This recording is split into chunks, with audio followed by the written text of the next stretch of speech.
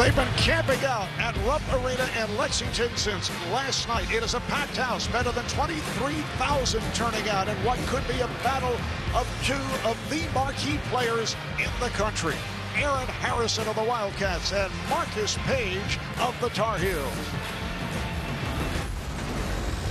Pass to Leitner. Chalmers for the tie. Wow!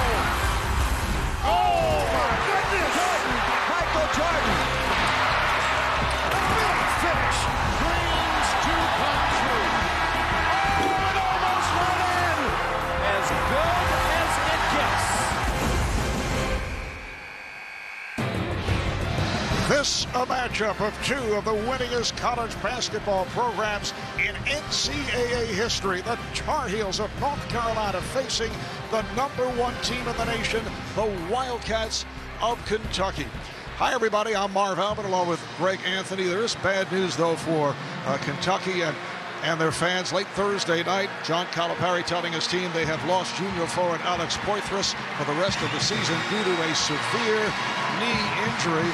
But a major loss for Kentucky despite the depth that they have. Yeah, the depth's there, and his numbers won't blow you away in terms of his impact, but he's a guy that was an emotional leader and really one of those guys that makes the momentum swinging plays that could be the difference in a tough ball game. So he will be missed for Kentucky. And a very popular player with teammates and fans.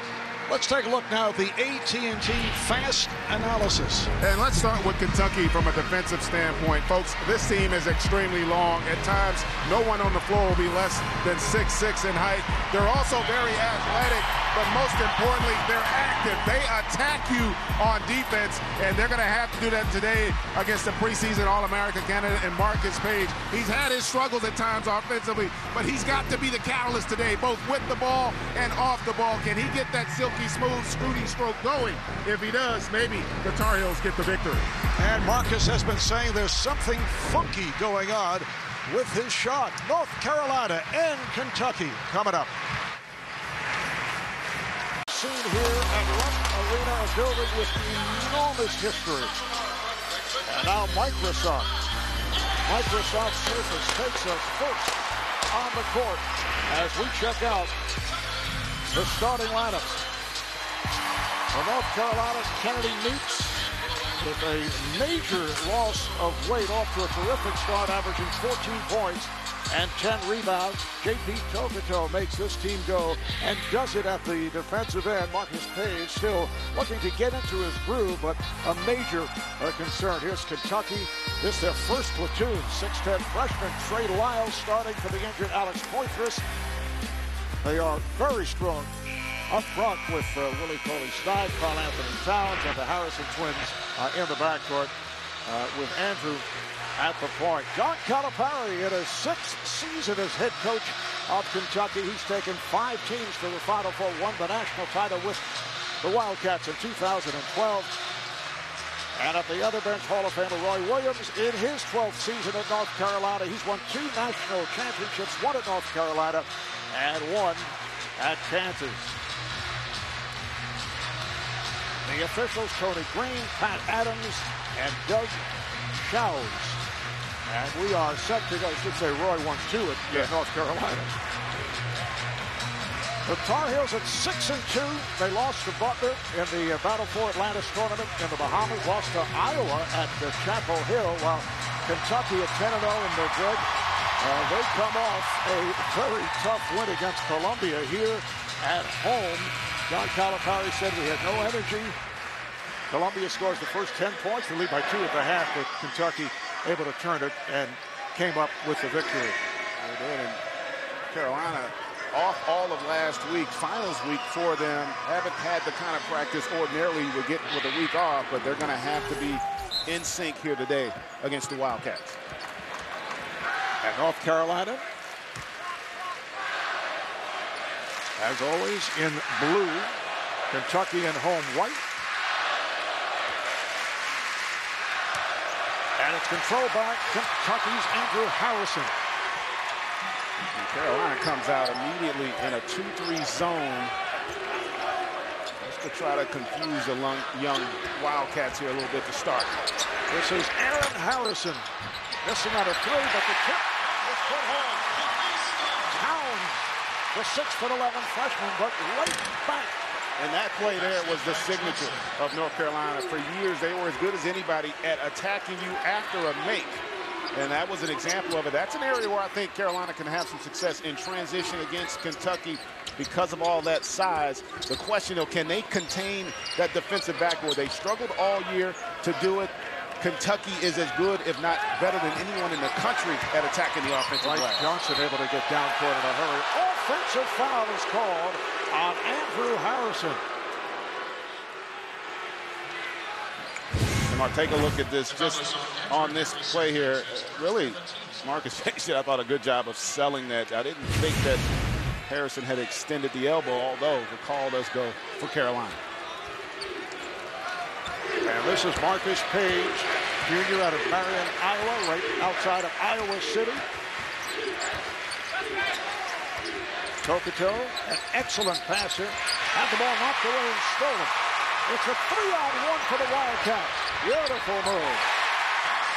Aaron Harrison able to put it home. And that's going to be important. You saw the defensive attention that Tokoto is going to draw, and he's also got to have to make plays. Nice find there by Jackson on the interior for Bryce. Once again, Bryce Johnson with the bucket.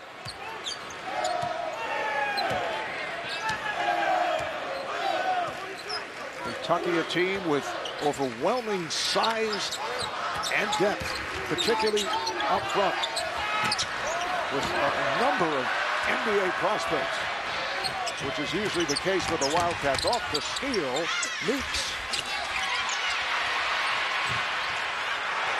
Nice save.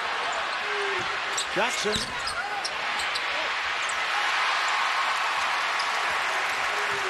Not a bad look there by Jackson, but one more pass, and he would have had Page on that wing for an uncontested triple. Willie Cauley-Stein averaging 10.7 rebounds. And there's Trey Lyles playing for the injured Alec Poythress. And while you don't get the same impact defensively with Trey Lyles, he is much more polished offensively. And how about that coming up with the steal? Andrew Harrison's trying to slip through and draws the foul. And as soon as we're about to compliment Lyles on what he can do from an offensive standpoint here, the quick hands comes up with the steal and immediately locates his guard there in transition, which allows Harrison to get to the free throw line. Foul committed by Justin Jackson. Andrew Harrison, a 73% free throw shooter.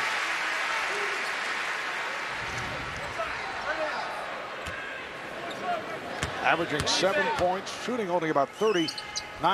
You're not going to see huge scoring averages because John Calipari goes to this platoon system. It's a great point, and impressed that all the guys have bought in. I mean, it is difficult to play with rhythm when you're not going to get that consistent load in terms of minutes, but his kids continue to compete and really have rewarded him with a lot of success. So on the turnover, the ball back to Kentucky. And the turnovers here early on, the adjustment hasn't been made by North Carolina in terms of dealing with that length and athleticism of Kentucky in the half court. First turnover for the Tar Heels. Greg, what's your feeling about the platooning system as Lyles rims out, although it changes slightly with the injury by Poythress. There's Tokoto with a jumper. And he's going to be important. Listen, I think you can do it and have some success, but I don't think you'll ever be as good as you would be if you played the 8. But, you know, Calipari doesn't have that luxury. He's basically, because he probably didn't expect a lot of these guys, as you see the second platoon, if you will, checking in, returning for school. It's been a little bit of a challenge, but listen, it all boils down to how do the kids respond, and thus far they have responded well. But I would be surprised if this continued over the course of the season, particularly when they start to get into conference play and start having those true road games. And this is Tyler Lewis, who just came off the bench, 5'9" freshman guard, Only Trey Lyles stayed in as the second platoon came on. A block shot. That's what Kentucky does. They're second in the nation in that department. It counts for the foul. Marcus Lee with the bucket. And Kentucky with a 13-6 lead. And they go to a different style, a change of pace with Ulis. How about here, the great contest there, and then even to gather that defensive rebound, and then Ulis with the terrific read to lead there on that finish. Ulis really is the pure point guard on this roster, the guy that gets you going and really attacks you full court defensively. Ulis and Devin Booker, who also came on with the second unit, did not play in the last game against Columbia because of minor injuries. The alley-oop off the mark. Tokoto tried to set it up. It was tough to handle. It's been a 9-2 run here by Kentucky. And really, when you play in the half court, if you're Carolina, against this Kentucky team, the margin of error is going to be very small. That's why transition and early offense will be so important for them. Ulis met by Tokoto. This is Booker. Yeah. A three-pointer for Devin Booker. And this is not a good three-point shooting team. But North Carolina comes racing back as Jackson is able to score. But they do have guys that can shoot. Andrew and Aaron had their moments as three-point shooters. Booker is a terrific shooter. It just hasn't all come together for him yet. And I think a lot of that is because of the platooning. That rhythm we talk about just hasn't been there. Nice ball movement. Ulis for three. And on the back tap. Handed by Johnson. They get it down in a hurry. Page behind the back and then kicks it out. Tokoto with the save. Here's Jackson on the run. That will not count.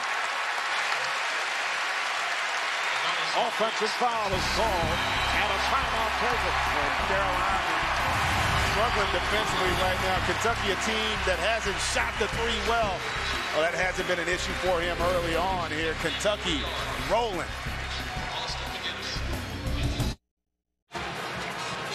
Kentucky has come out sharp. They have a 16-8 lead. And the last 5 meetings between North Carolina and Kentucky have come right down to the wire. Back in 2009, John Wall leading the Wildcats to a 2-point win. North Carolina with a 2-point win in 2010. Kentucky beats North Carolina with a trip to the Final Four on the line 2011.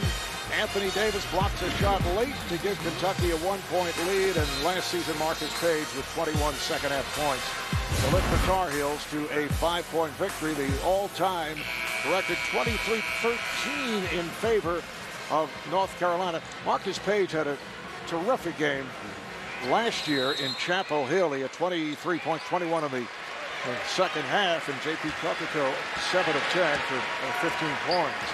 And both those guys are going to have to play well here today. And the turnovers early on, an issue for the Tar Heels. The second platoon is on the floor for John Calipari. And again, the good ball movement. This is Booker. Again. That was a risk there. Marcus Page went for the steal and almost came up with it, but he also left open the best shooter on this Kentucky team in Booker, and he makes him pay.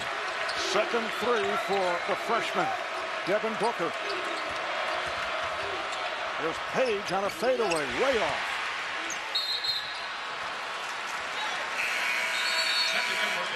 Marv, it's been about that defense. When you get in that half court, they're so long, and we talked about it at the top, and so active, and then they do a terrific job of turning that defense into offense. The hands, the ability to contest, and also still controlling that defensive backboard. Really impressed with him here early on. Page using the screen, not able to hit. Long rebound is kept alive. And it's finished by Bryce Johnson. That's 6 points for Johnson. Yeah, he's played well. He's run the floor extremely well. That's an area where if you're Carolina, you want to continue to emphasize, but they've got to do a better job of taking care of that ball and getting out in the open floor. Booker turned back. Theo Hinson with the block from the side. Joel James has come on for the first time for North Carolina. This is Britt putting moves. Booker able to stay with him. Johnson backs his way and able to hit. And that's something you don't see often is guys against Kentucky with the ability to score with their back to the basket, and that's starting to settle down this Carolina team here on the road. 7-point Kentucky lead. 7 minutes gone by in this first half. Tyler Ulis. Guarded by Page. Oh, the block and a foul. Get the fastest scores and updates for North Carolina, Kentucky, and all teams with the CBS Sports app. The fastest app for sports fans. Download the CBS Sports app, and you can do it now. The foul is called on James of North Carolina. And Dakari Johnson really is the one guy that has that ability to be a low post, back to the basket scorer at this stage. Karl-Anthony Towns will continue to get better in that area, but Dakari Johnson does a terrific job of establishing that post position, and Kentucky recognizes that and does a solid job of those post entry opportunities for him. Last season, Dakari Johnson out of Brooklyn, New York, was the starting center for 18 of the final 20 games for Kentucky. Played about 14 minutes a game. You had to get Brooklyn in the house. I can appreciate that. Nate Britt has checked in. From North Carolina, this is Britt. Guarded by Aaron Harrison.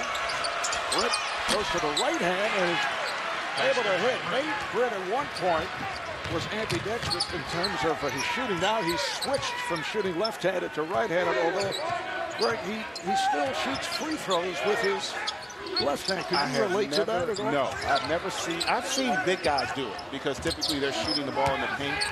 But for a perimeter player, particularly a point guard, to do that and be confident enough to make that adjustment is really impressive.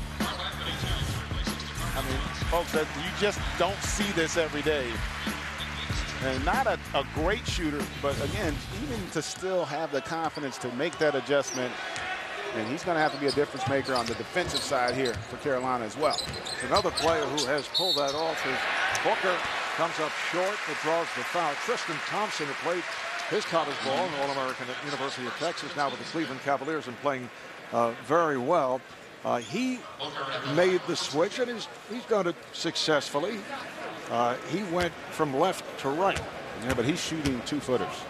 It's a little easier to make the adjustment when you're exclusively. He'll move to a medium range jumper. Okay, mostly, but you're right, mostly from short range. And I've seen it done by bigs before. I've never seen it with a perimeter player, especially a point guard. Booker knocks down the pair. Good start here by Booker. He's accounted for 8 of the last 9 points for the Wildcats. They now lead it by 8. And as good as Kentucky has looked at, you're starting to sense Carolina getting a better feel for how to deal with the size of Kentucky in the half court. Kirkendall is able to get it down low, and Meeks on a fadeaway draws the foul. So Meeks will head to the line. Foul is on Booker. Back to Rupp Arena in a moment. 8-point lead for Kentucky on North Carolina. A reminder, Monday on CBS. These geniuses don't fit in the world, but they're the only ones who can save it. A new episode of Scorpion. That's Monday at 9, 8 Central. Only CBS.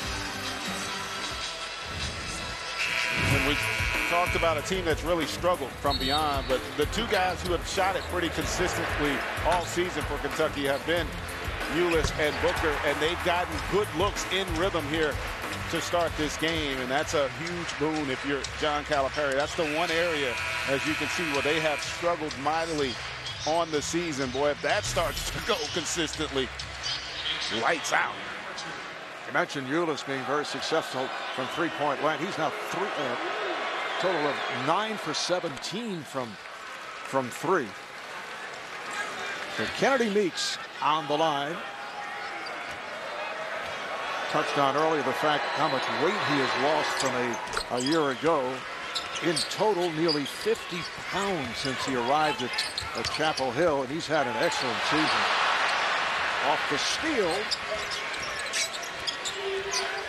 And already we've seen a little bit of everything from North Carolina.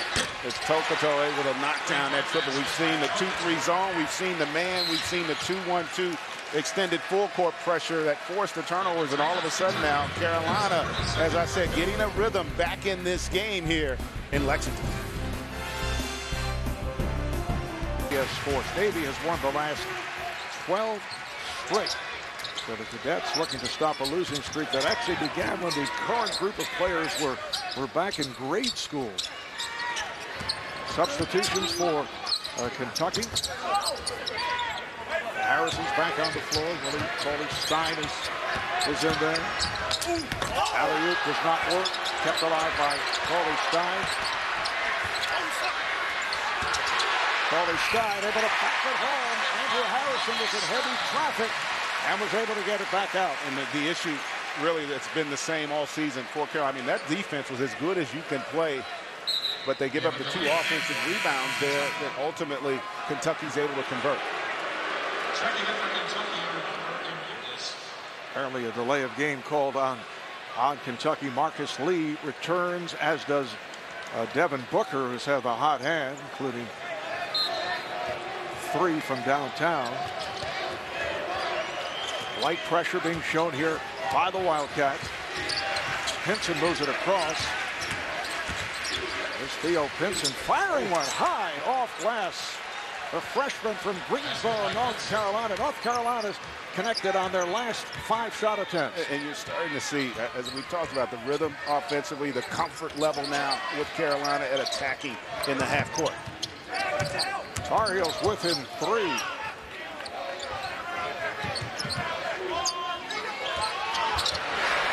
Again, a pretty pass.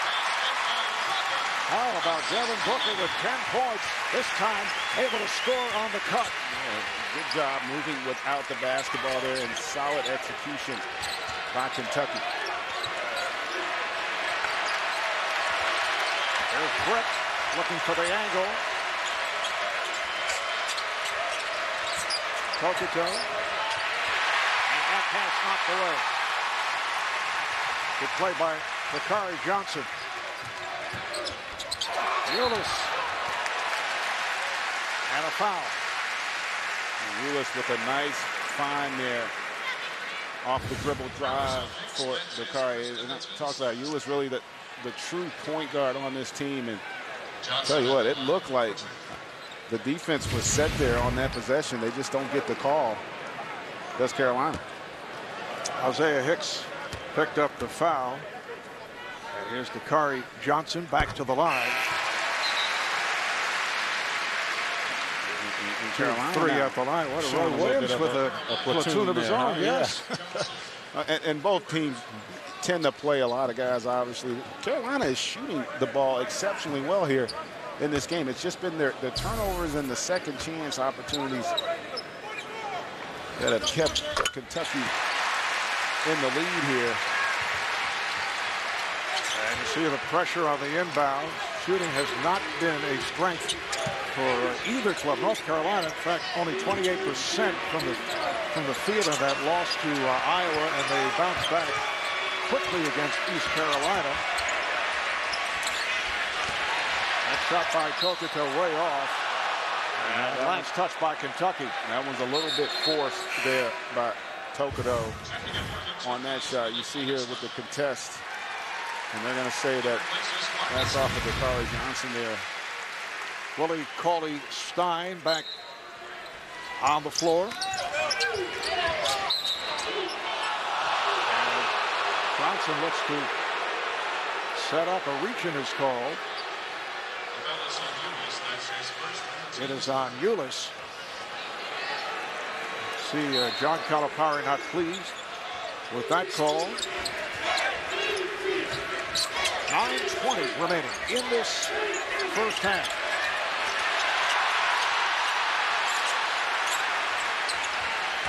Page, played by Ulis, who got picked off by Johnson. And the ball is deflected out. Last touch by the Tar Heels. Yeah, that's really Cauley-Stein really probably the best all-around frontline defender in college basketball. He does a great job of just moving his feet laterally against the smaller, quicker Page to force the turnover. 6 turnovers committed by North Carolina. Ulis now guarded by Joel Berry. Freshman point guard for North Carolina.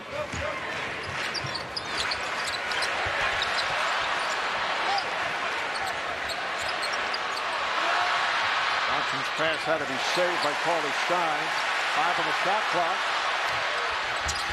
Ball knocked away but recovered by Cauley-Stein. Did not make contact with the rim, so it is a shot clock violation. The best all-around possession defensively, though, for Carolina. They only defended that entire possession, but then didn't get hurt on that offensive glass there. Stein with an opportunity there, not able to convert.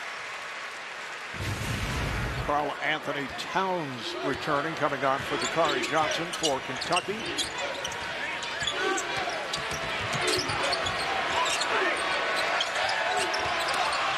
Tokoto getting it inside, and that will count. It's a goaltend.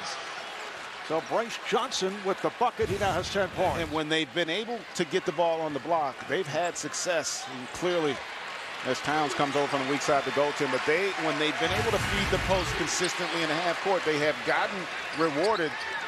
North Carolina, let's just see if they can maintain that over the course of this game. Nice pass off the bounce by Ulis.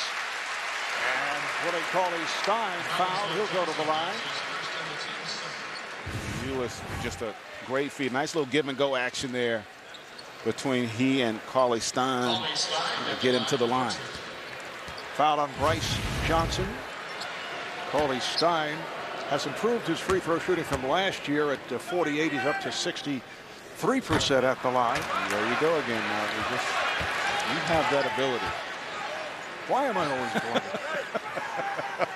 Just providing the facts. John Calipari saying that he thought Willie Cauley-Stein would leave for the NBA. He was surprised that he made his return. He's in his junior season. Yeah, you know, coming off that injury where they didn't have him during the Final Four, and he felt like he just hadn't completed his development on this level. Fouls on Lyles. And a timeout, 6-point lead for Kentucky.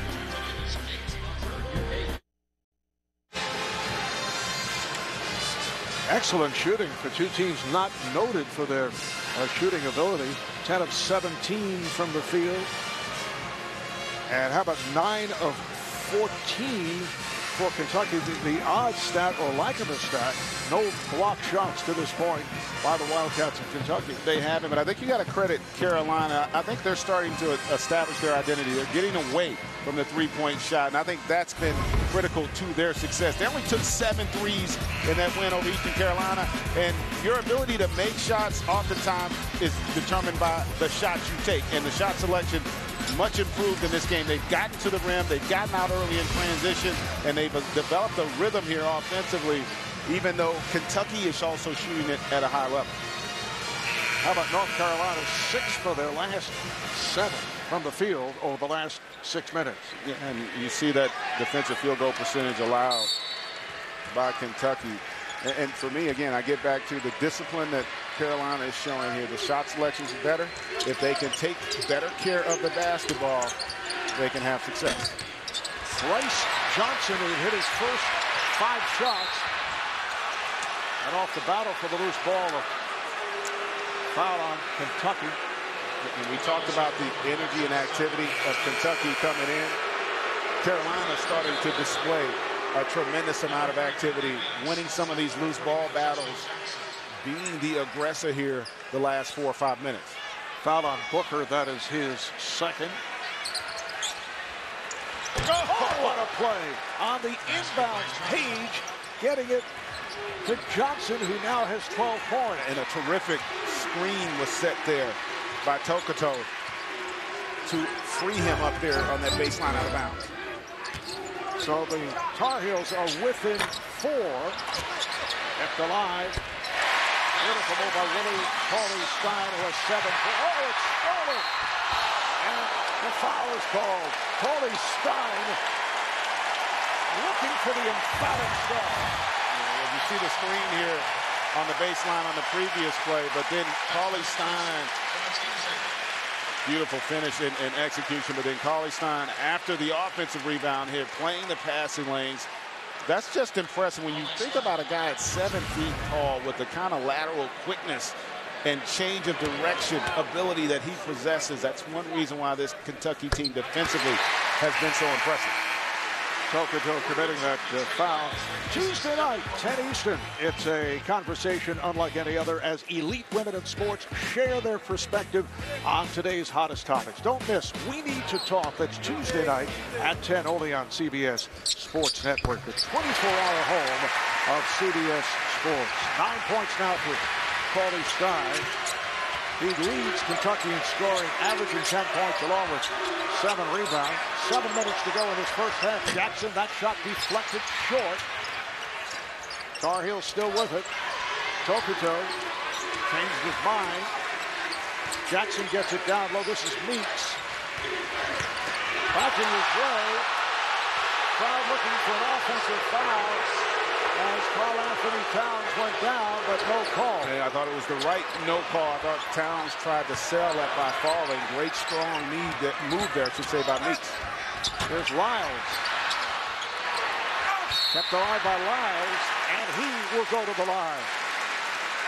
And you see Meeks here physically can match up, and you see, watch here. Yeah, that's definitely a little bit of acting, trying to sell that play. Good no call by the officials. But the last 2 possessions, though, for Kentucky now, they're starting to have an impact on that offensive glass.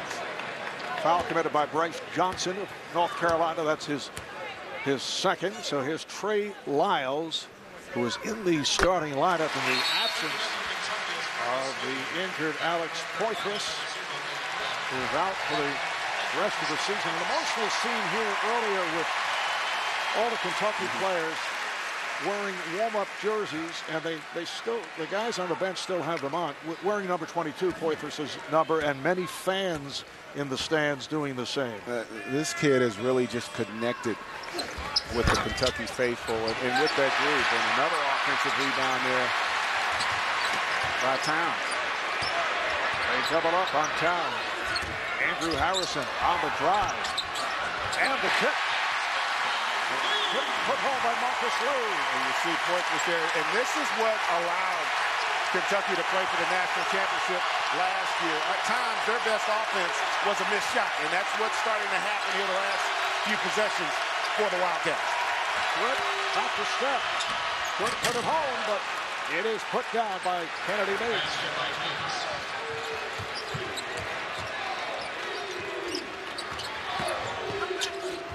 Just under 6 remaining first half. Andrew Harrison, and Britt wants to run. Kentucky able to get back.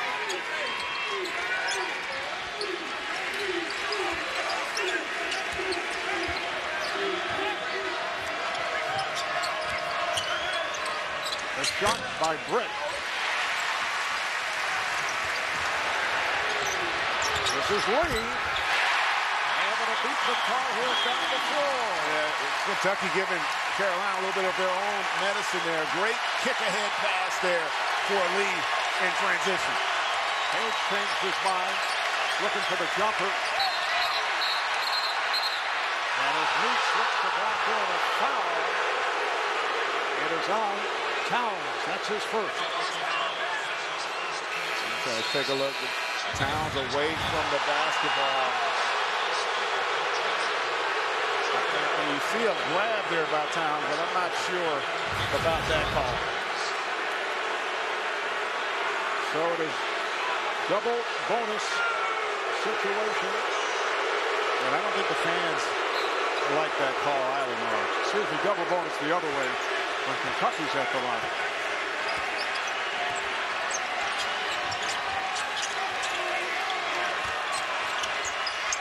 James.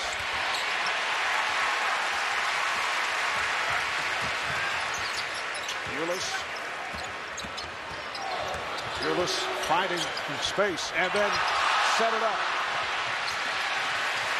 The ball back in the hands of Ulis. That was a terrific play by Ulis. Got caught in air, but had the presence to see he had that lob play there, just not able to convert. Johnson able to get in close, could not finish.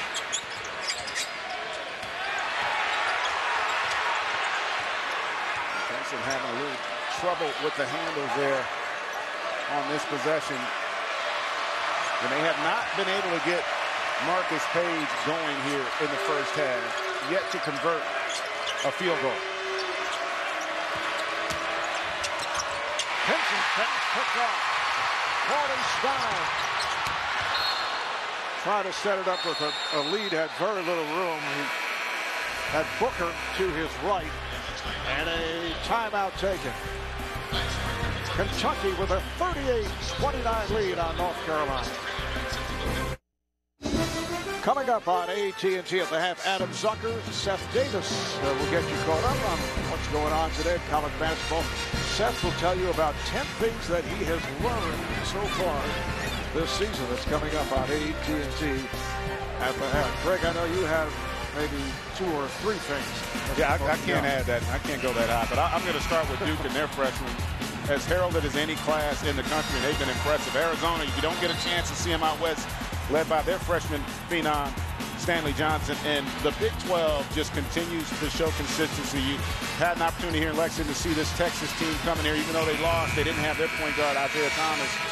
You know, Huggins has done a great job down at Western. That conference is strong and will be a force all season long.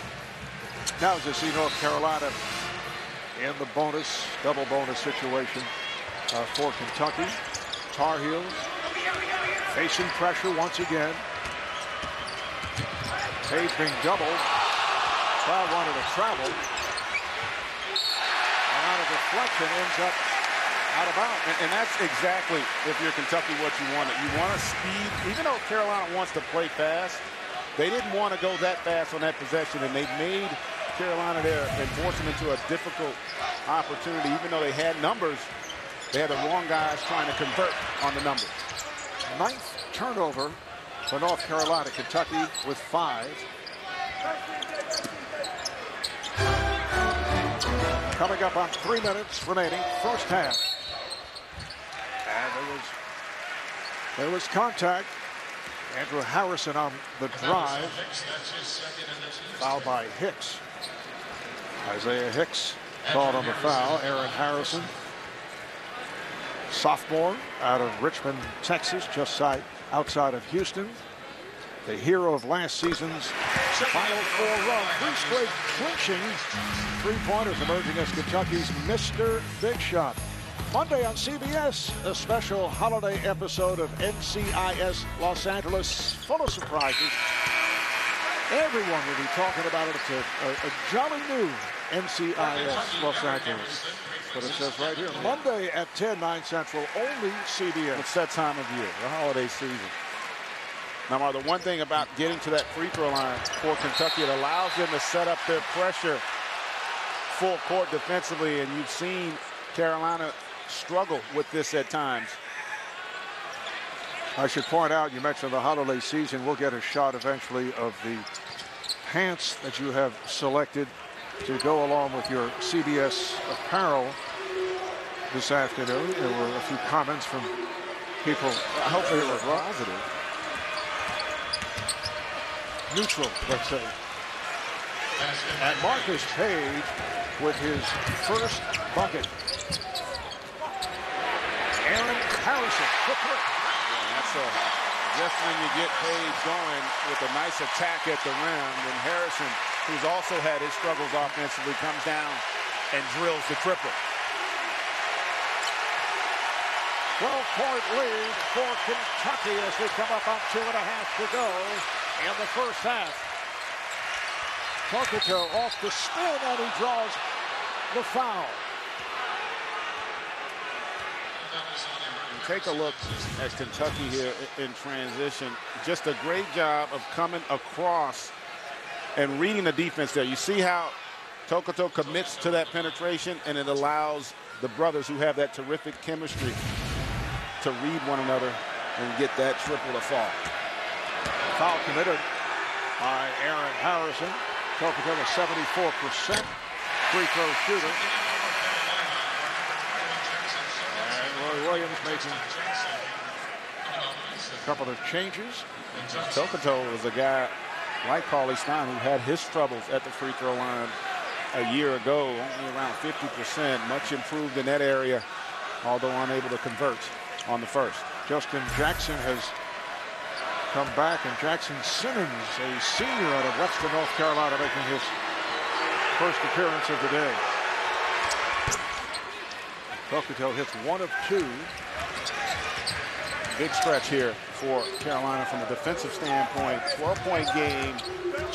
If you can cut this into about a 6-8 point lead here, you're going to feel real good about yourself going into halftime, knowing you struggled with turnovers and Marcus Page unable to get on track.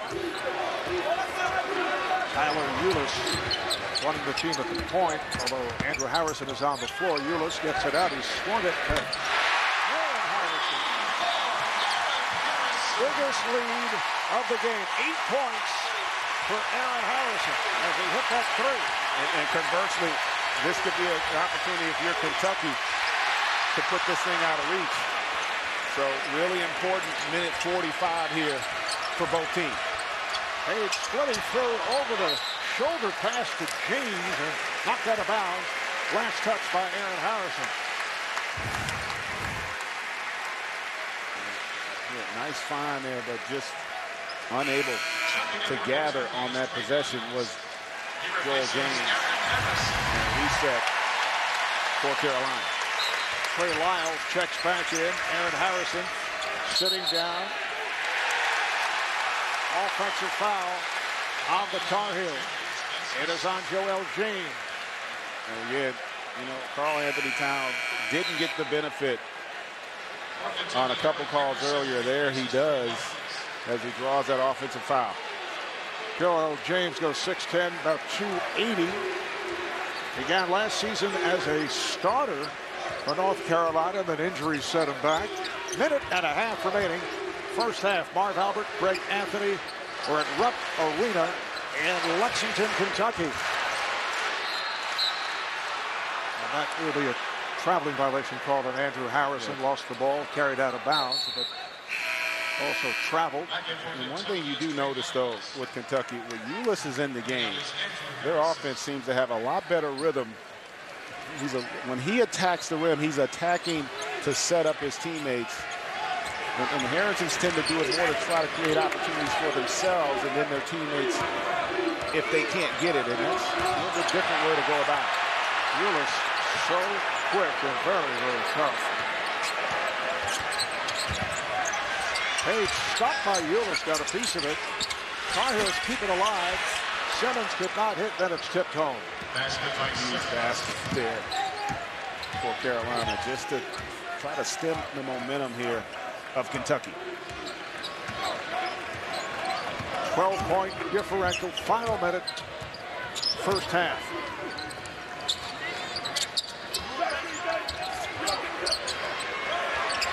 Aaron Harrison. Another 3. Kentucky on fire from downtown to 6 for 11 for a team that does not shoot the 3 well. And that's putting it mildly. Yes, they have not. But today, their execution offensively really flawless in the half court. Yeah, great read by Harrison and utilizing that pin down. Final seconds of the half. Kopitar, who has struggled in this first half, came up short. Good time on the clock. Did not get the official indication that the half is over. I think Kentucky misread the clock. They thought it had ended. Yeah, the shot clock horn had gone off. Roy Williams complaining about that.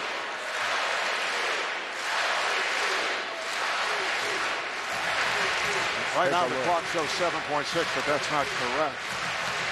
They also have to determine in terms of the shot clock. Let's take a look at it. You saw it.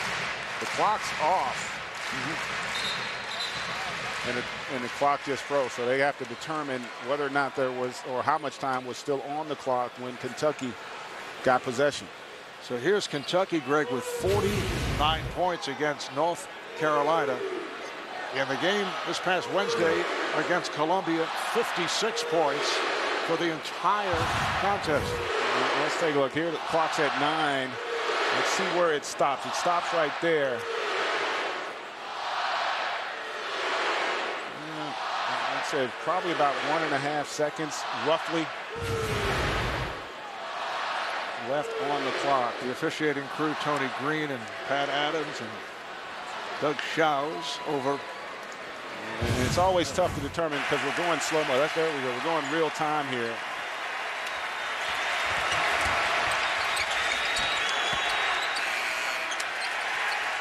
And you see the clock just And you know stopped. what, though? The issue, though, is there was no timeout called by Kentucky. So I don't know.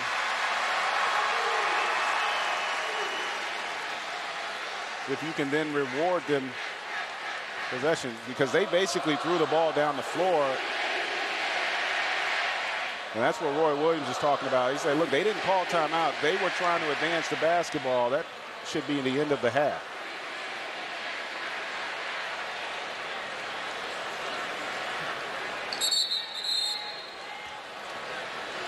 And Doug Shows coming over to explain it.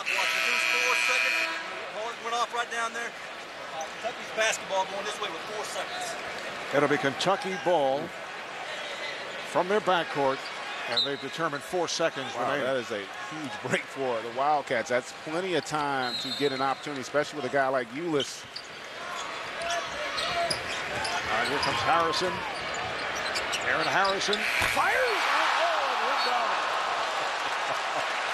That would have been a very deep three-pointer for a team that has been on fire from downtown. I tell you what, he got a pretty good look. How about that? I mean, he shot that in rhythm from about 32 feet.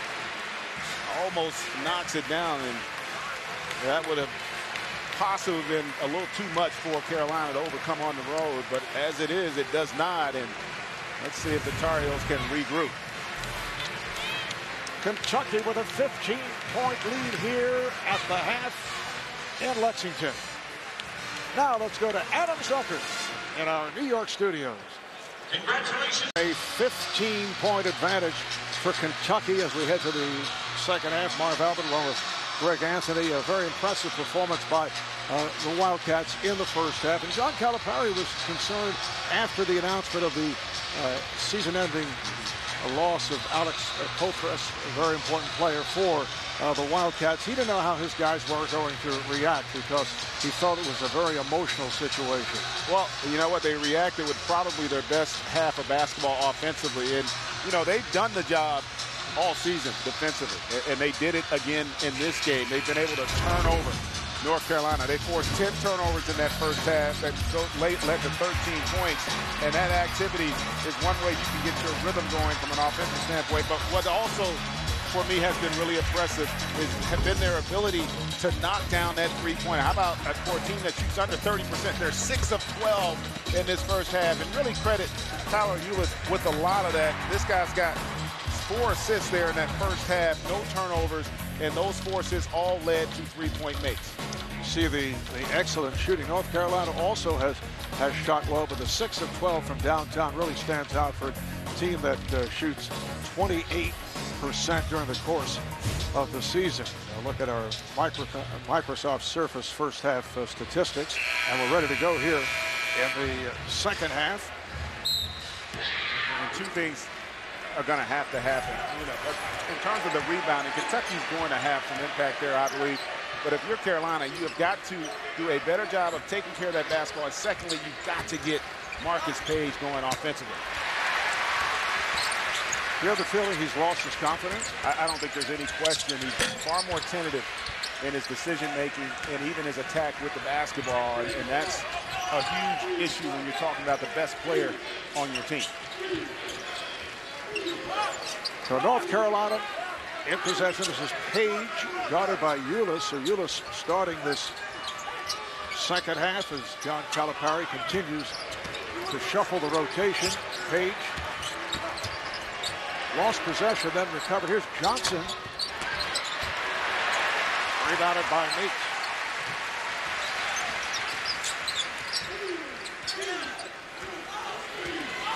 You see, one thing you're noticing too from Kentucky, John Calipari's playing the guys who played the best. This is the group that really allowed them to create some separation in that first half, and he immediately starts them here in the second. And that includes Makari Johnson, who's just throwing that pass on the bounce along the baseline, and includes Trey Lyles, who did start the game. Tyler Ulis remaining at the point. Devin Booker had the hot hand early.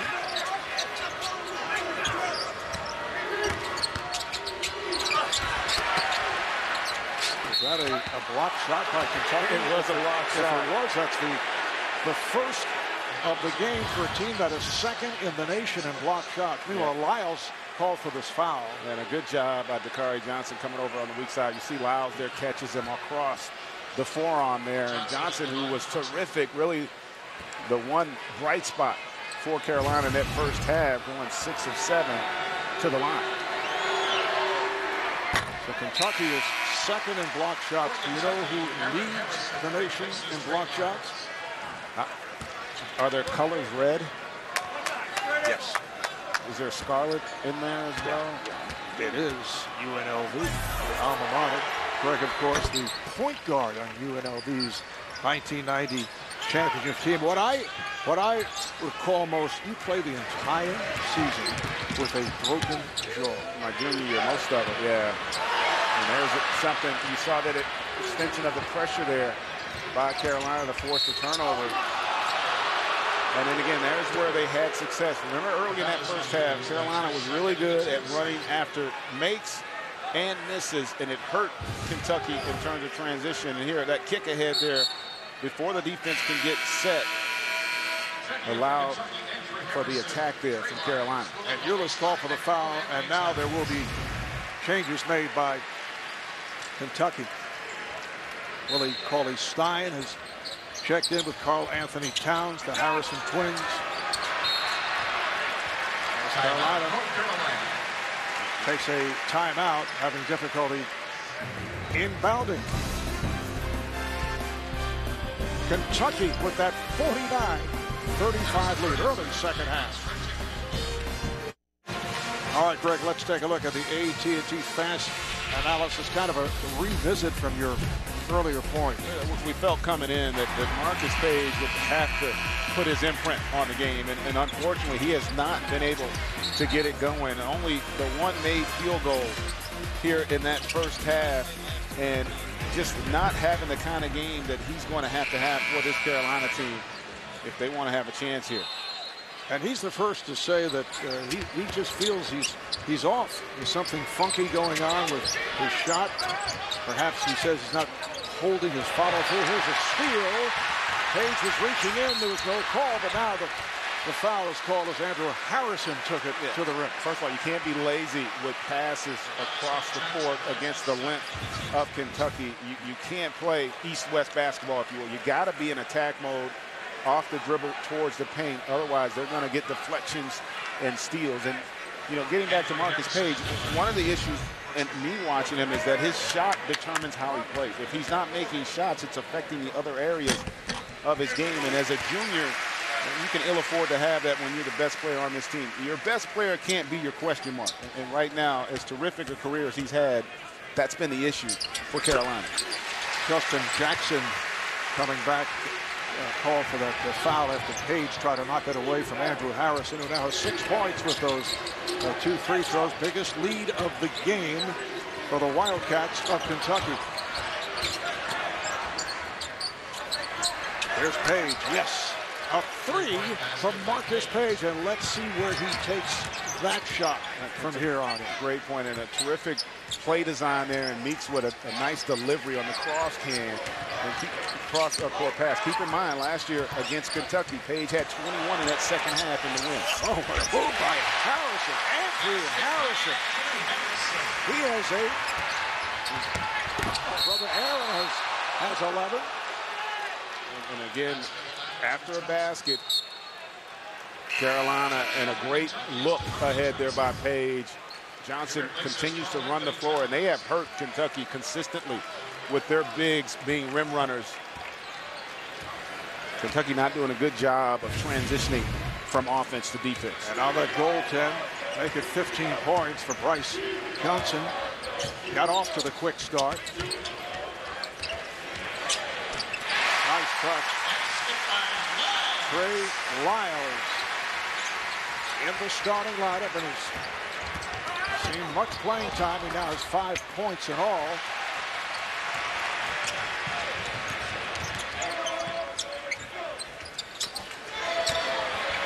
Series of moves down low, leading to the foul call to Curry Johnson.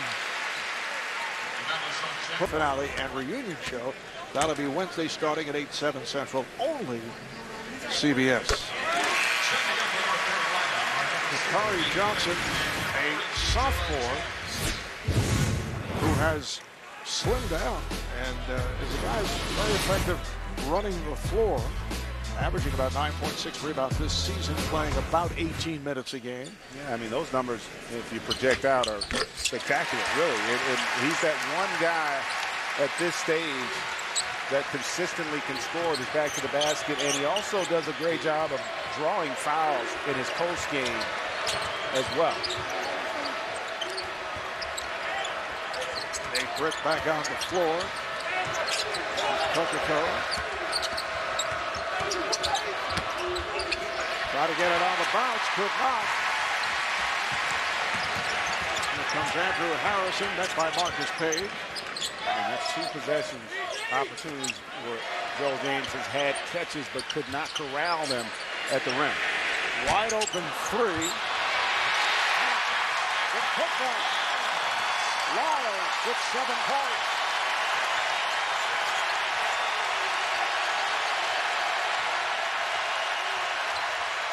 Page on the drive, kicks it out. And Britt came up short. Another opportunity. Marcus Page with a 3. And that's a great recognition there by Tokoto to get Page the shot. He's knocked down 2 triples in a row here. And again, a 16-point lead, but just under 16 minutes. So tons of time if you're Carolina. The question now in this second half is, can they get stops defensively against the Wildcats?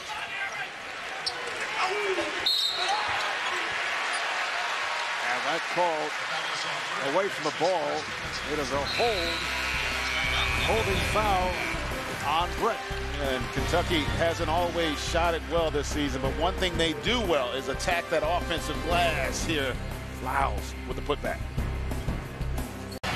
It'll be the CBS Sports Classic, and both North Carolina and Kentucky will be involved next weekend in Chicago at the United Center. North Carolina will take on Ohio State, and the Wildcats play the Bruins of UCLA. I tell you what, Thad Matta continues to do the job with Ohio State. We know about the impressive resumes and programs of Kentucky and North Carolina, and Steve Alford, even though he lost, 2 guys, Zach LaVine and Jordan Adams, and I mean, a lot of talent from that UCLA team. They have reloaded. They've had struggles early on, but I think they're starting to find their way. Big game against Gonzaga, who took Arizona to overtime on the road last week.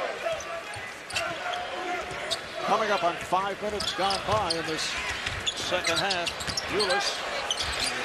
Britt lost his balance. And Kentucky right back on it. I really like Tyler Ulis. He just doesn't make negative plays. Always seems to make the right decision with the basketball. 5'9", freshman from Lima, Ohio, who has been very effective shooting the 3. Booker. Devin Booker, another freshman, makes it 3 for 3 from downtown.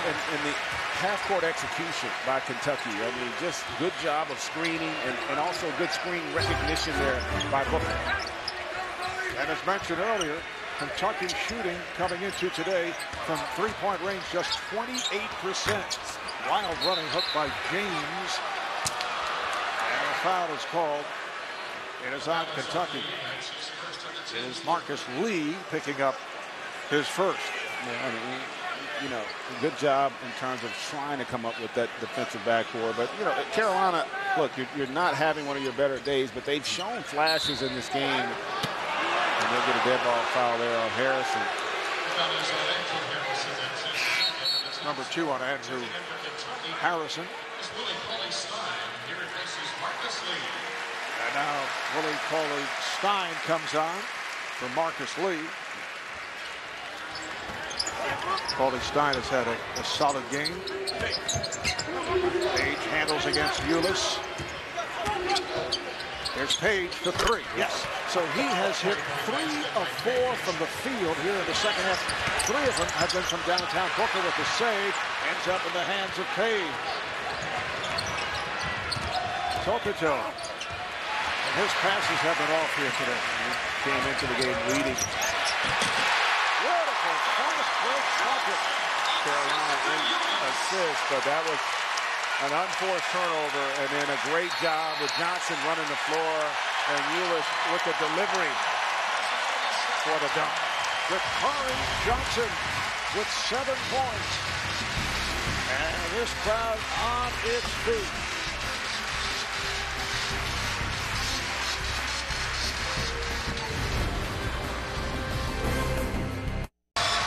Welcome back, and Kentucky starting to impose their will defensively. And here, nice kick ahead by Harrison, and then Ulis with the nice delivery to the rim run from Dakari Johnson. The chemistry that this group is showing, so difficult to play as many bodies as John Calipari is playing, but even though Ulis is not what Anthony Davis was, in a lot of ways, he's a guy that gives them great balance on the floor and tries to keep everybody happy on a team that's as loaded as the Wildcats.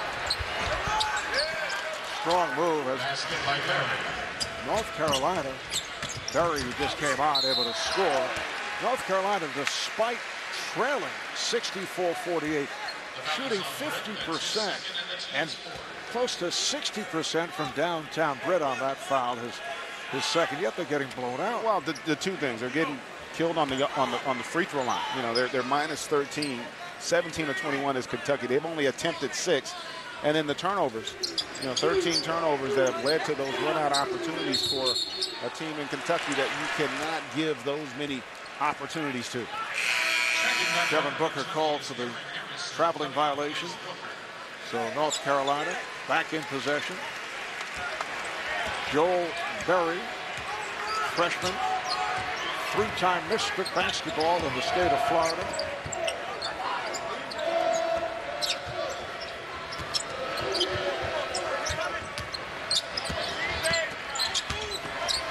Meeks on the tip. And how about the putback? And that's something you would not have seen a season ago from Kennedy Meeks. The ability to have that second jump there after the miss, and that's really because of the ability to lose all that weight. He is far more active and athletic. Ulis off on a 3-point attempt.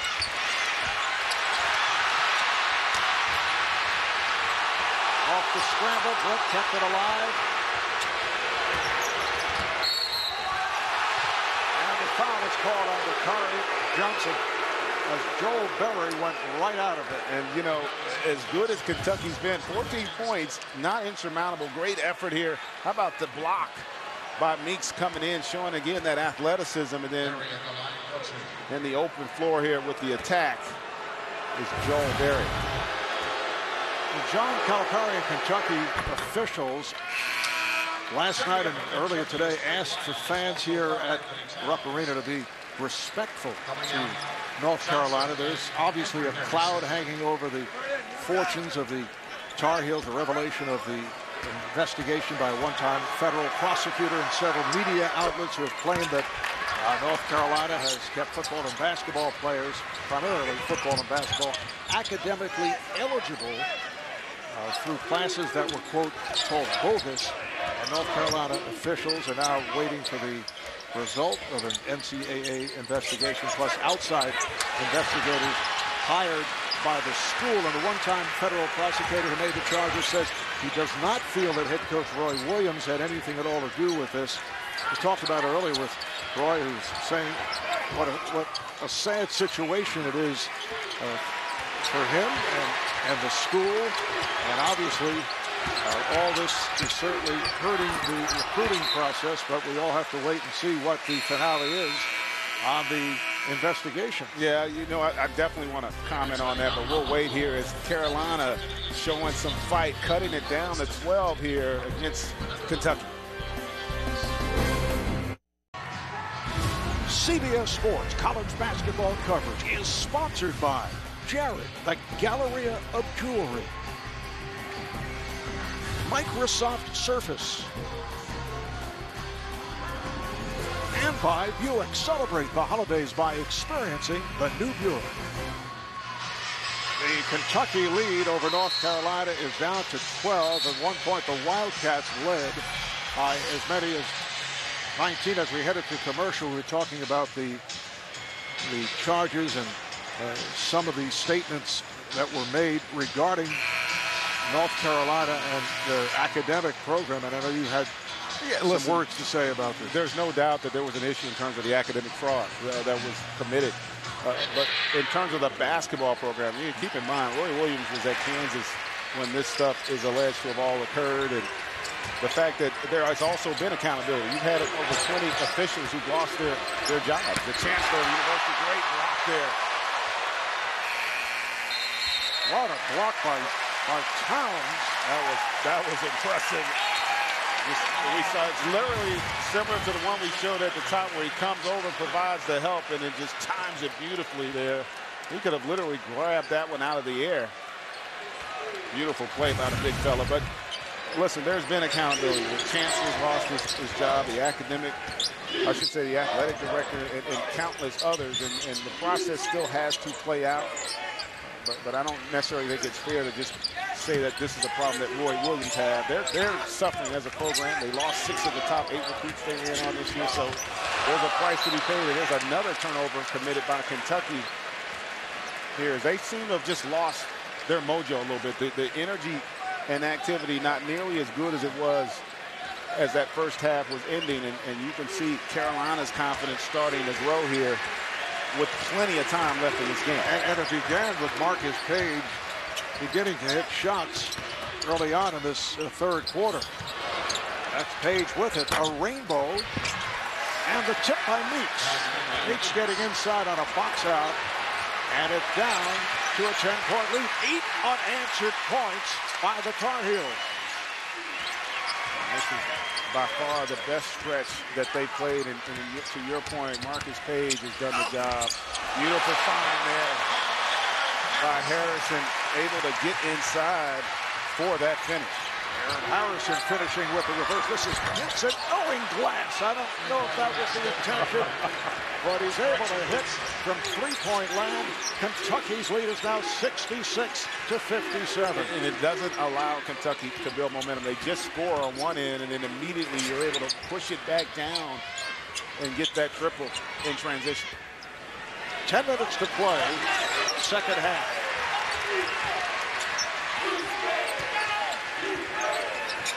Ulis, some fancy footwork, and Paulie Stein with 11. How about the stutter step move by Ulis? And now a foul is called, and Ulis took a shot to the calf.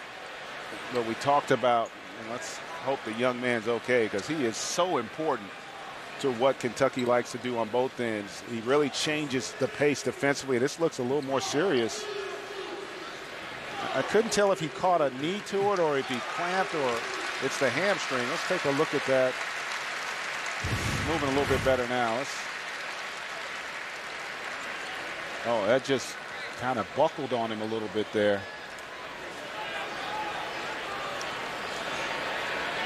And Ulis has been a major presence, 7 assists, only 1 turnover. And you know what, Mark? For me, he's not their best player, but he's their most important player because of when you have that much talent, and most of these guys are scorers, you got to have somebody that gives you the balance out there. And that's what Ulis does offensively. Crowd has come to life. And a foul is called as Booker trying to get to Meeks, and he's called for the block. Yeah, a good job there in terms of the execution by Carolina. They were setting a double screen up top for Page, trying to free him up. Booker just tried to fight through it. Kentucky with their 6th team foul. Meeks rejected. It's Curry Johnson with the block, and suddenly the blocks are coming. Yeah, and I think that one was by, that was the Curry there, comes over and gets that one. But again, even though I do like how Carolina is executing here, taking much better care of the basketball, playing a lot more forceful as they fight to get back in this game. Off the steal. This is Booker. What a game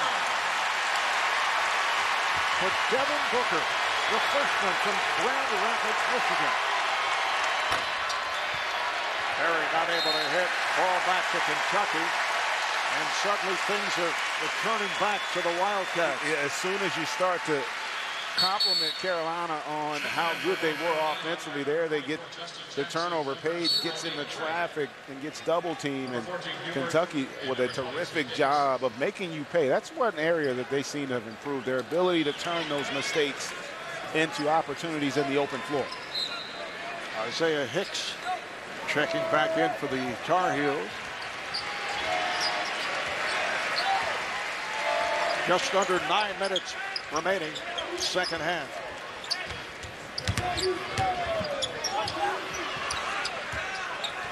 Andrew Harrison. By Britt chasing him toward that baseline. This is Aaron Harrison. Guarded by Justin Jackson. Shot clock down to 4. Booker. And North Carolina is on it. Britt to the front court. Another 3. Marcus Page heating it up in the second half. He's 4 for 4 from downtown in the second half. Reminiscent to what he did last year, folks. 21 in that second half in the victory for Carolina. And also keep in mind, without Ulis offensively, Kentucky not getting the same type of dribble penetration and easy looks in the half court. And similar to Kentucky, North Carolina struggles with the 3. They also shoot just 28% from downtown. Over the line. Beautifully done with Marcus Lee. And how about Harrison there with that size, able to get the angle at the elbow there, and then just a terrific read for that alley-oop. Britt had it knocked away. Off the scramble. And a jump ball is called. And possession arrow. Let's see. Possession arrow favors Kentucky. Marcus Page silent in the first half. Major factor. But Kentucky comes right back. Check of the game summary. Both teams shooting very well. Kentucky at 57%. How about the three-point shooting by two teams that have struggled in that area? And Greg, the difference has been at the foul line. 17 for 21 at the line for the Wildcats. Yeah, I think that's been one of the big stories in this game. Kentucky's far more aggressive, but then also I think what Devin Booker's given them in terms of how well he's shooting the basketball, but also how well he plays without it. Again, his movement without the basketball has been critical to their success.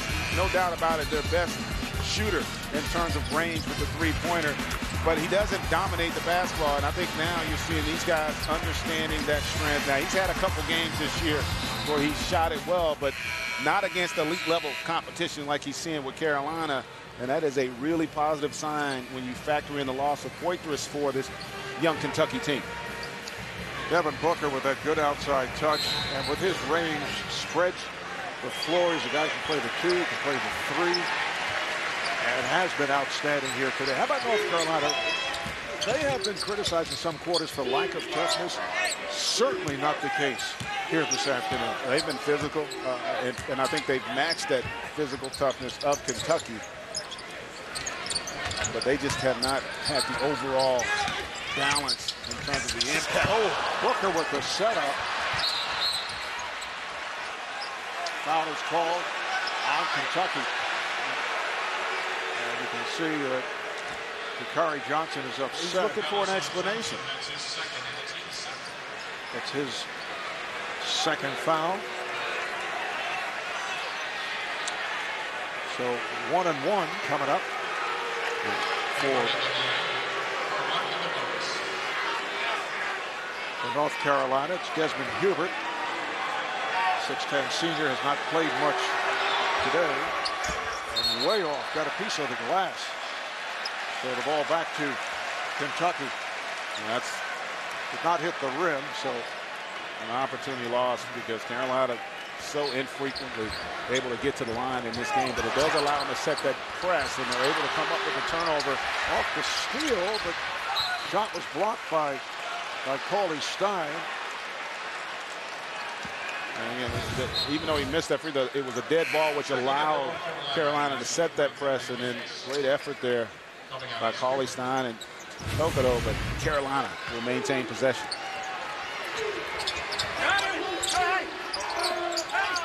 Brett couldn't find anyone. Looked like he was going to call for a timeout. Tokoto. How about Kentucky now 5 blocks in this second half.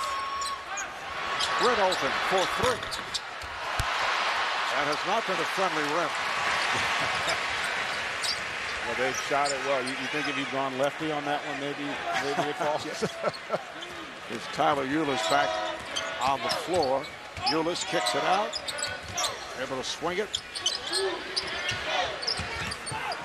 And he'll reset to 15 on the shot clock. Nice fake, and the tip is missed by Andrew Harrison. It's a tie-up. Andrew Harrison did a great job there. Well, apparently they called a foul. Foul is on Hicks. It looked like something happened to Roy Williams on the sideline.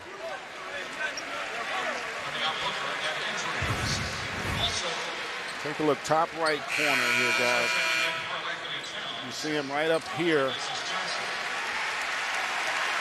Just goes down. And immediately, we don't want to start speculating on what that could be, but obviously not a positive sign.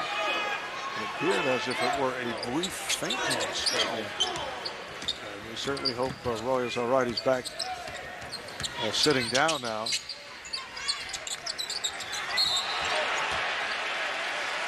Foul is charged to Britt of North Carolina.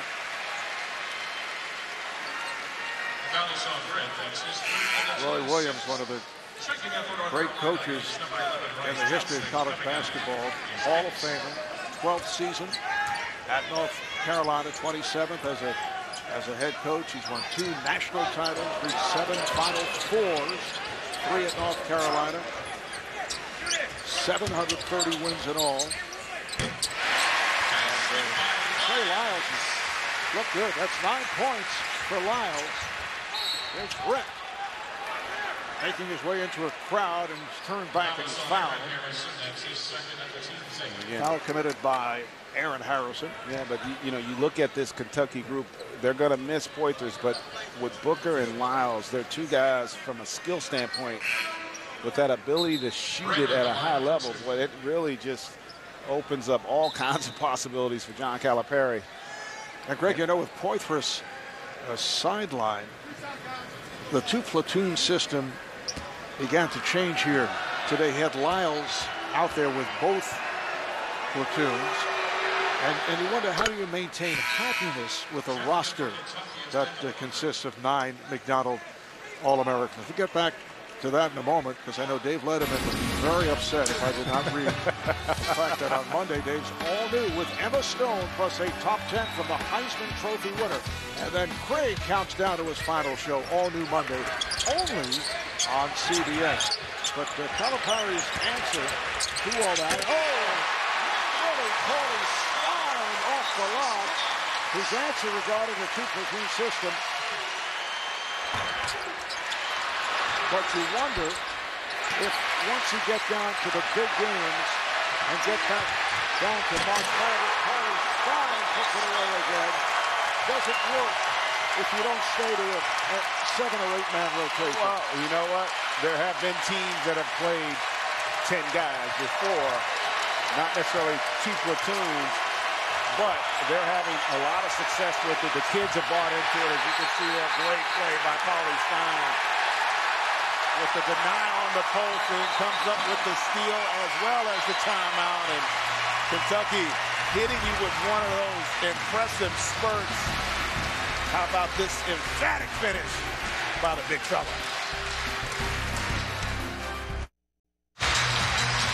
The entire Kentucky bench came out to greet Willie Cauley-Stein for that hustle play, able to get to that loose ball, diving on the floor, and these Wildcats, ranked #1 of the nation, record of 10-0, have opened up a 16-point lead on the Tar Heels of North Carolina. Yeah, Cauley-Stein is really as versatile a defender as there is in the country. You're not going to see a guy at 7 feet that has that kind of movement and agility, but I think a lot of that helped when he played football. This is a kid that played wide receiver in high school. Can you imagine that target? It'd be hard to miss, right? I'm thinking Harold Carmichael yeah, one time with another 4 inches. Philadelphia Eagles. How about when you lined up to block an extra point or a field goal and you have Willie Cauley-Stein? That would be intimidating. Yeah. What a stat line tonight for Cauley-Stein. 15 points, 5 rebounds, 2 blocks, and 4 steals. Meanwhile, North Carolina's made some changes with this game getting out of hand after they had made a move thanks to the hot shooting of Marcus Page. Foul is on Jackson Simmons. And you know, Kentucky made that statement early on when they just gave it to Kansas by 32. But I got to tell you, I'm more impressed with their performance in this game. You know, you're coming in after the heartbreaking news about Alex Poitras. You're playing a Carolina team that has shown that they're going to be a factor this season, and they didn't play poorly, and yet you come out with this kind of performance, the unselfishness, the ball movement, the defensive nature in terms of how they attack you. It's impressive. I mean, Karl Towns, a non-factor, 1.2 rebounds. You wouldn't know it by how well they play, but that just speaks to the depth of this roster. 10-2 run here by Kentucky. Karl Anthony Towns is going to be some player. 6'11" freshman out of Piscataway, New Jersey, and he is so smooth and so polished for a first-year player. He is, and you know, does it not necessarily. You see, Ulis goes down there, but not necessarily getting the same accolades nationally that you get from Jahlil Okafor, but in part because of the team he plays on. He's not the focal point. He could have every bit the impact had he went and played on a roster that is not as loaded as the one that this Kentucky team has. Crowd looking for Booker to fire one up. With Booker on the other side. Shot clock to 10. There's some contact between Justin Jackson and Andrew Harrison. Foul is on Jackson. They'll go to the line for 1 and 1. That's number 4 on Jackson. The football. You mentioned earlier Willie Cauley-Stein played some football in his high school days in Olathe, Texas.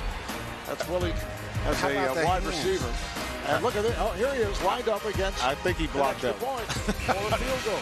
It's impressive. I mean, you know, people look at this guy, they talk about, well, he doesn't have that polished offensive game. You know, in basketball, there are guys that you can win with. You'll look at your team and say, you know, we can win with this guy. And then you have guys that you win because of. Willie Cauley-Stein's a guy you win because of. He does so many things well on the basketball floor to help you win. Now, in a lot of ways, not to the level that you got with Anthony Davis, but in some respects similarly, because he could not score a point and have as much impact on the game as anybody else because of the defense, the shot blocking, the rebounding, the ability to communicate defensively, and the decision-making, which he's improved vastly from a season ago. Joel James will head to the line. My geographical advisor, and he always travels with me, as you know, Greg, pointed out that Willie Cauley Stein is from Olathe, Kansas. Yes. I said Texas. That's an hour out. You say yes like you actually know? Well, I knew he was outside from of there. Kansas City. I didn't know he was from there. He's got an amazing story, too, in terms of We don't need his our life. geographical advisor there. Well, no, we still do. There's several places geographically in America that I am not necessarily familiar with. So let's keep him employed, Marv.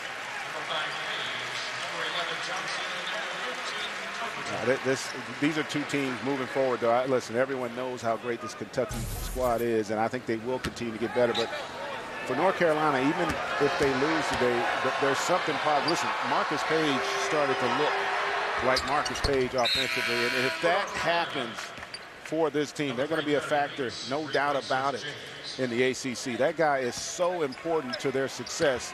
He's the table setter in terms of his ability to score and assist it, but then he gives them confidence that they're going to get a hook there against Kentucky, and possession goes back over to Carolina. That's coming for North Carolina Tuesday. They're at the University of North Carolina, Greensboro, and then they have the games at Ohio State United Center in Chicago, the CBS Sports Classic, and then back home to UAB and William and Mary. Kentucky with a very difficult schedule following today. They play UCLA and then at Louisville. I cannot wait for that Louisville and Kentucky, as heated a rivalry as we have. Another turnover there by Carolina. And Booker made the steal, leading to the foul.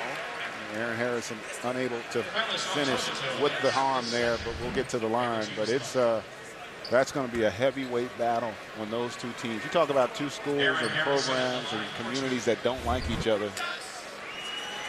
Louisville and Kentucky. Foul committed by Tokoto. Aaron Harrison, a 70% free throw shooter.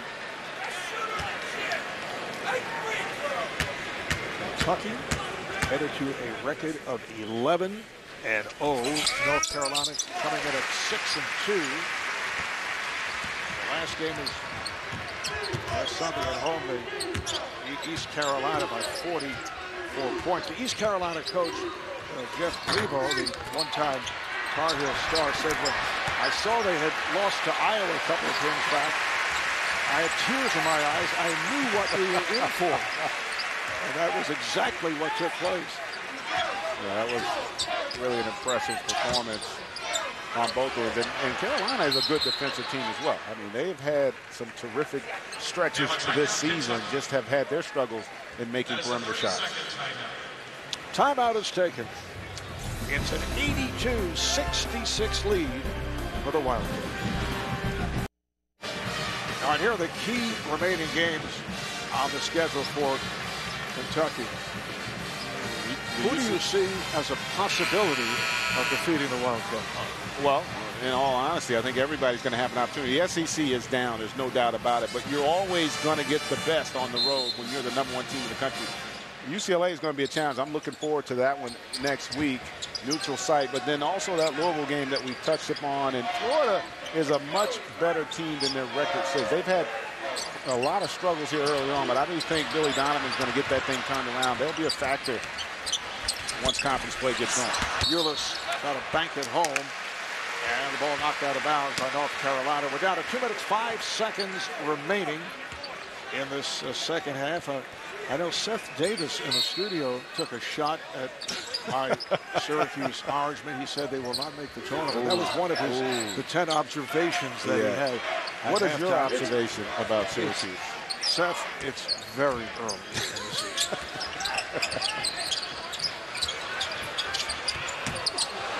Off that lead pass. Back comes Tokoto and takes to the rim. That was a nice one. And Tokoto is another guy who's having a pretty solid season. Not one of his better games today, but again, a lot of positives if you're Carolina moving forward. But Tar Heels going to the trap. First in the backcourt, now up front. The time is running out. It's a 14-point advantage for Kentucky. And the foul is called on Tokoto. I know that JP would like to have had a few more of these opportunities in the open floor. Such a gifted athlete, very explosive. Just not one of, as you mentioned, not one of his better games today. And Marv, you made the point earlier too. This is an area where we talk about that offensive rebound, but Kentucky's ability also to live at the free throw line. As you see Alex Poitras getting a nice round of applause from the crowd. But they, because of that size and the way they attack, they do a terrific job of getting to that free throw line. They put a lot of pressure on your defense in the open court as well as in the half court. 23 of 29 at the line. One of the major differences. And the block shots came in the second half, 0 in the first half.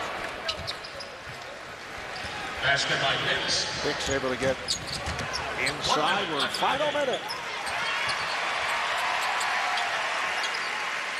A 14-point lead for Kentucky.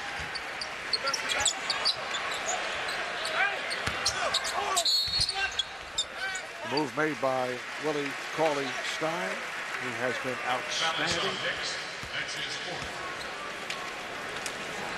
Foul on Hicks.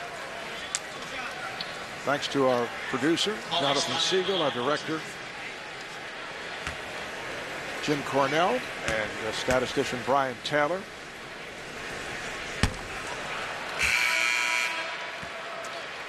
Army-Navy coming up here on CBS. Down to 45 seconds to play. And Kentucky feeling a bit better about things after the squeaking by win over Columbia. Columbia did a terrific job. They come out and score the first 11 points here in Rupp this past Wednesday. They lead by 2 at halftime, and then Kentucky took over in the second half and won the game by 10. And that will happen at this time of the year. Jackson, Cauley-Stein with the rebound. They could just play it out. Standing ovation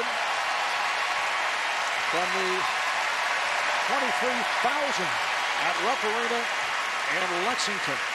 8 championship banners hanging from the rafters here at Rupp. Kentucky with an 84-70 victory over North Carolina. And before we sign off, certainly hoping that Roy Williams is okay. We saw him take a spill at the bench during this second half. And was able to get right back up and sit back on the bench next to his assistant coaches. That's the final score. Marv Albert, Greg Anthony from Rupp will be back with post-game interviews in a moment.